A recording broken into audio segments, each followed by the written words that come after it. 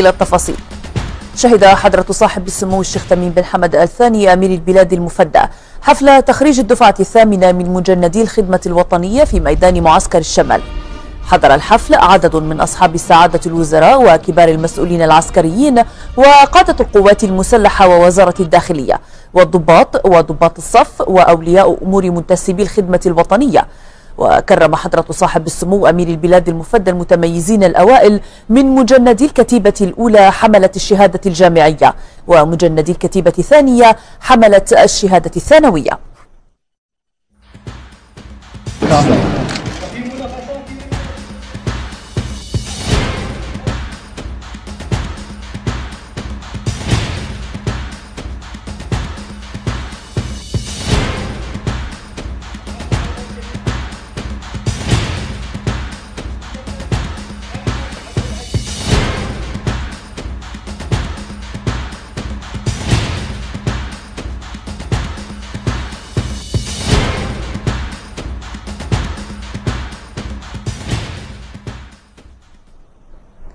هذا وقد ألقى العميد الركن سعيد بن حمد النعيمي رئيس هيئة الخدمة الوطنية كلمة أكد فيها أن ما نشهده اليوم هو ثمرة من ثمار دعم سمو الأمير المفدى المتواصل لمشاريع الخدمة الوطنية خاصة ولمشاريع القوات المسلحة كافة.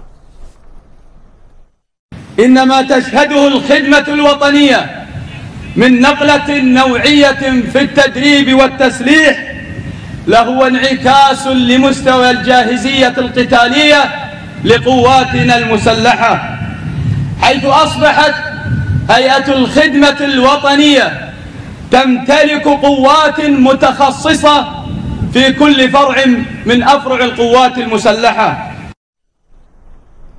وخلال حفل التخريج قدم الخريجون لوحات استعراضية تضمنت طابور المشاة العسكرية بالإضافة إلى عروض عسكرية متنوعة عكست التدريب النوعي الذي خضع له المجندون خلال الفترة التي أمضوها في معسكر التدريب.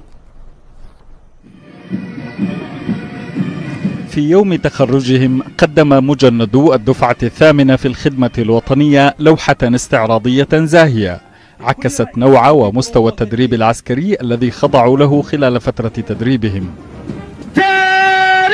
أظهر المجندون قدرا من الدقة والانضباط في طابور العرض العسكري وفي أداء فقرات الحفل. نبني الشخص نفسه، نعطيه شعور المسؤولية ونعطيه الانضباط ونعطيه شعور المسؤولية.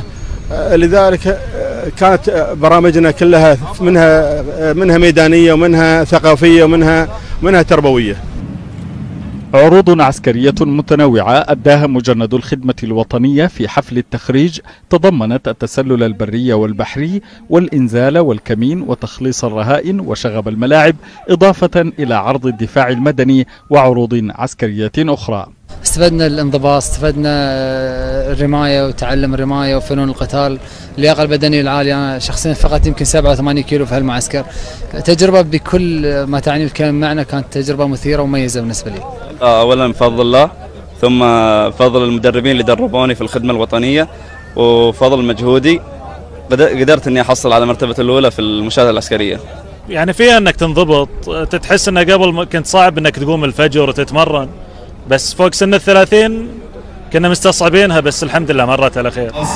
وتحرير اللاعبين من الخاطفين. خضع المجندون خلال فترة التدريب لبرامج عسكرية وأكاديمية شملت تدريب المشاة واللياقة البدنية والأسلحة الخفيفة والرماية ومهارات الميدان والمعركة ومكافحة الشغب والدفاع الكيميائي والدفاع المدني والإسعافات الأولية، بالإضافة إلى محاضرات ثقافية ودينية. حاول أن ينقل اللي تعلمه هني في خدمة بلاده والدفاع عن بلاده زين لحياته المدنية هناك. نفس الشيء لازم ينظر لبلاده أثناء عمله المدني نفس النظرة العسكرية هني. الواحد أجمل عطية يعطيه بالوطن يعطيه يقدم أبنائه.